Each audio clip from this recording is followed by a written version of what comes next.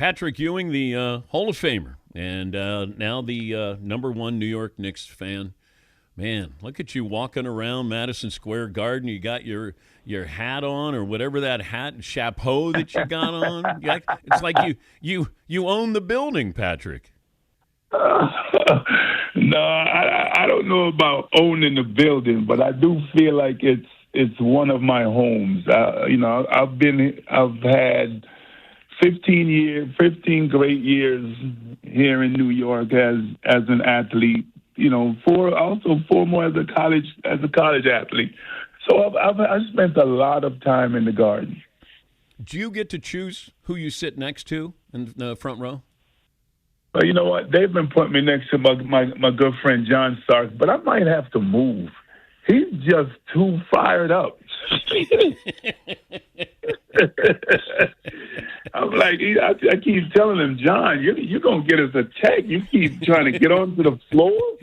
I'm like, guys, calm down. No, but you know what, Dan, it's great being around the guys, the former guys, former teammates, and we all feel like we are part of it because we have bled, sweat and tears, a lot of the things that they're going through now. So we're just there to support them, and I think that Leon and Wes and Mr. Donor have done a great job of making us feel like we are part of it. How do you explain what happened in Game 1 at the Garden?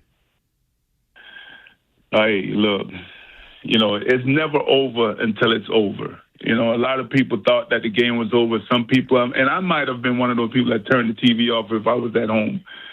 But I thought that Jalen Brunson did an outstanding job of putting on his Superman cape and being able to score all those points for us. Then we locked down defensively. I thought that the coaching staff made some, Landry came in and did an outstanding job on the defensive end for us. OG made some big plays for us. Cat was able to do some things. I just thought that the team as a whole did everything right at the right time to be able to come away with that win. What's your most memorable moment in the Garden? You know what? I've been asked that a lot, and I really don't have one particular. I guess if I were just going, put it as one. When we beat Indiana to finally make it to the final. We've been trying to get to the finals for a lot of years, and that was my first opportunity to be able to get there. And we struggled game 6, but we were able to get it done in game 7.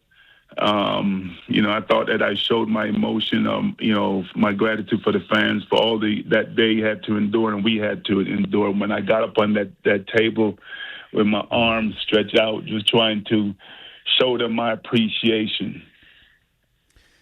When did you stop hating Reggie Miller?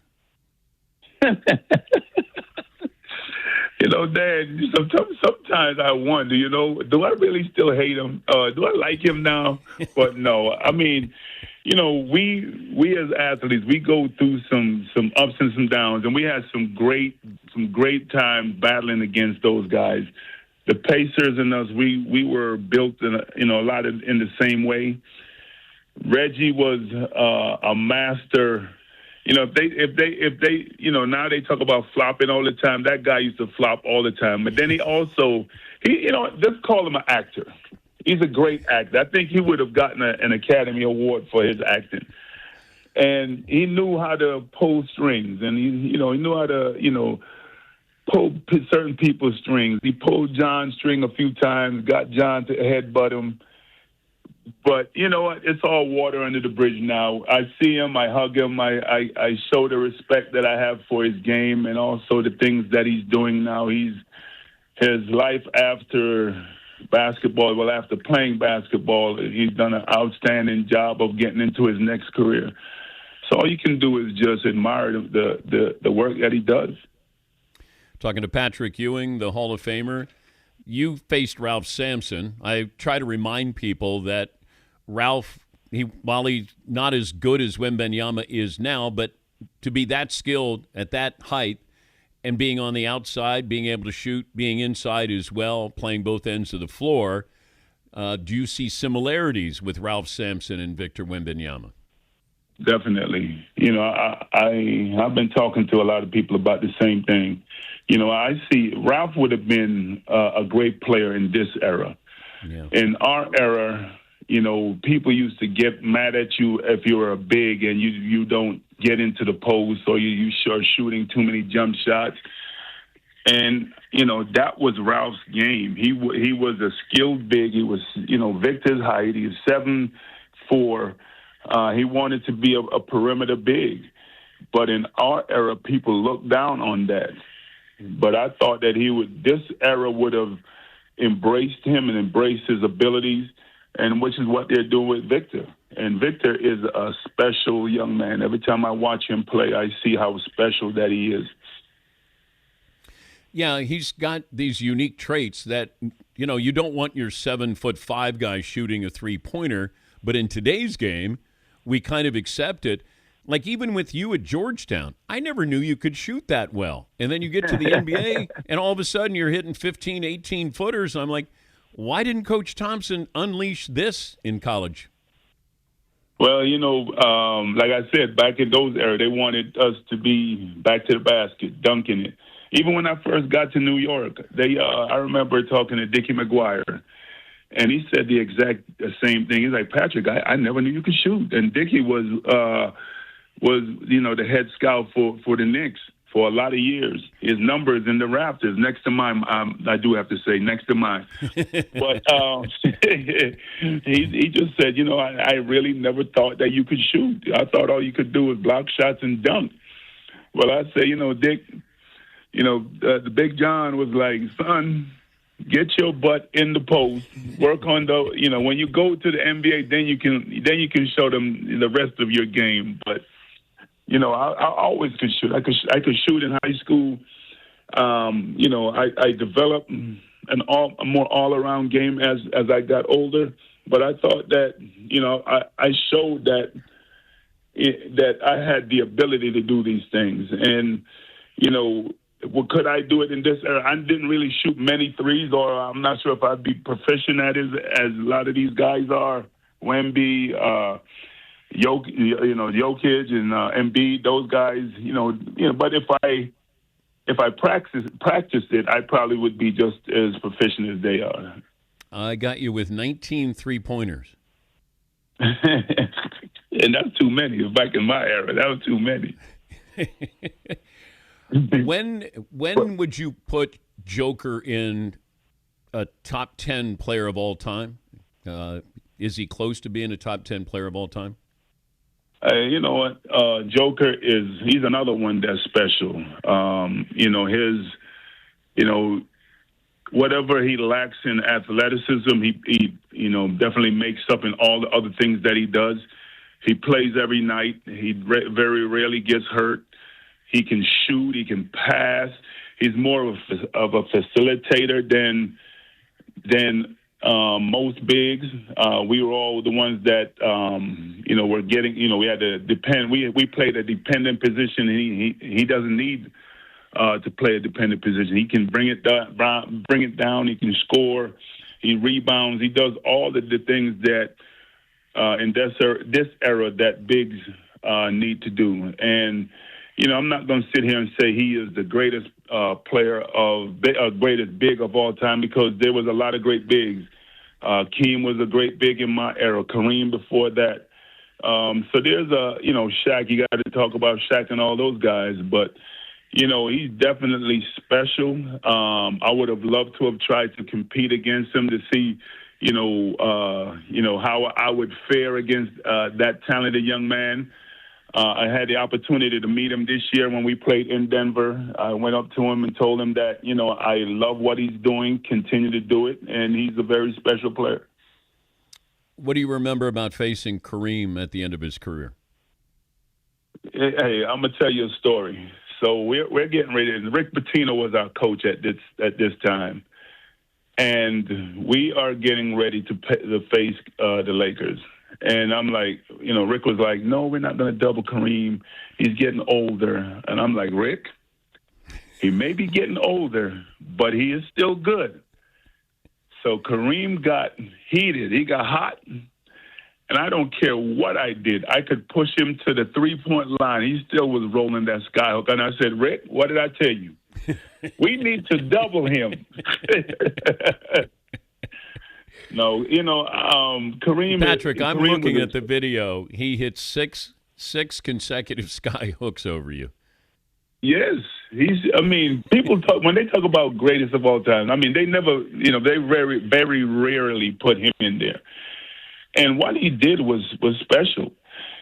I mean, he was 7'2". He developed a shot that was virtually unstoppable. I remember when Pat Riley came to the Knicks, he tried to get me to develop a sky hook. I'm like, Coach, that's just not my game. The captain was special. He developed that. That's his thing. I'm a jump shooter. Wait, you didn't want to even try to do the sky hook? I just didn't get the feel of the sky hook. I was more of a jump hook guy. I use the jump hook as one of the pieces to my game. Do celebs come up to you at the Garden and want pictures? Yes, they do. And you know what? I'm like Lenny Kravitz was at the last game. And I'm like, man, I'm a huge Lenny Kravitz fan. I'm like, forget you asking me for the picture. I need to take a picture. I got to send this to all my kids because, it's funny. I was at a game last year and I brought my kids with me. And the Knicks asked me to take a picture with a group, one of the K-pop groups. So I didn't know who they were. So I took the picture, and my kids were like, Dad, do you know that's probably the most famous person that you ever taken a picture with? I'm like, what? Who? What? I'm like, I couldn't believe it. Well, in their world, K-pop, yeah, those are big stars. They don't care about Lenny Kravitz, who's in his 60s, or even Tracy Morgan or Spike Lee. Oh yeah, I know they do. They have more of a knowledge about all these things than I did. Than I do. I was so tunnel vision as a player. I was just locked in on trying to be the best I could be as a player. I didn't care who was in the stand, just as long as it was filled with all of our fans. One thing I love before you go, Dan, one thing I love about our fans, I don't care. I'm in Boston, and I'm like, oh my God, I never saw New York Knicks fans in Boston. Maybe in L.A. or what happened in Philadelphia. I could not believe that. I'm like, we show up and we show out on these road games. Did it ever bother you that Spike Lee was a Knicks fan, but he was friends with Michael Jordan doing those commercials? No. Michael and I were friends. We got to meet each other in college before, in high school, I should say. We developed a friendship. We stayed friends, still are friends today. But once we get on that floor, as you saw, and it wasn't just about the friendship. We were both trying to kick each other's butts. And he lets me know every time I see him or I talk to him that I was not able to beat him. He's people talk about Larry Bird talking trash. I think he's probably the biggest trash talker that I've ever been around. Wait, did Larry talk trash to you? Did he ever? I mean, if I saw Larry today, he'd still probably talk trash. I think that's how we got to be friends with the Dream Team. Uh-huh. He was talking so much trash. He talked trash when we played against each other. But back then, so now we were around each other all the time. And he talks about how, his team would always used to kick our butts, and I was more of a power forward than a center. And, we just got into all these, joking things, and we call ourselves the Harry and Larry show. But Larry was a great competitor, a great teammate. And I got the opportunity to become good friends with him during that time. But you know that the Dream Team birthed all these great players from around the world. Like if you Yes, look at I the do. timeline, Patrick, I mean, I think you can point right towards the Dream Team dominating everybody. Next thing you know, you got a player out of Africa, out of Germany, out of the Croatia. I mean, variety of Everywhere. places due to the Dream Team. Yeah. Everywhere. I agree with you because every other country in the world, soccer was the number one sport. I used to want to play soccer when I was growing up in Jamaica. I wanted to be the next Pele. Moved to America, fell in love with this game of basketball. And I thought that, when David Stern decided to let the NBA players play in the Olympics, that made basketball a global sport. It was loved all over the world. And I think that was one of the smartest things that he did. Yeah. So everybody who used to play soccer at that time, football everywhere else except for here, that's when they fell in love with basketball. And you saw a huge boom in everyone wanting to play basketball after that Olympics. Have fun tonight. Behave. Tell John Starks to keep it down a little bit so you don't get teed up there. And thank you again.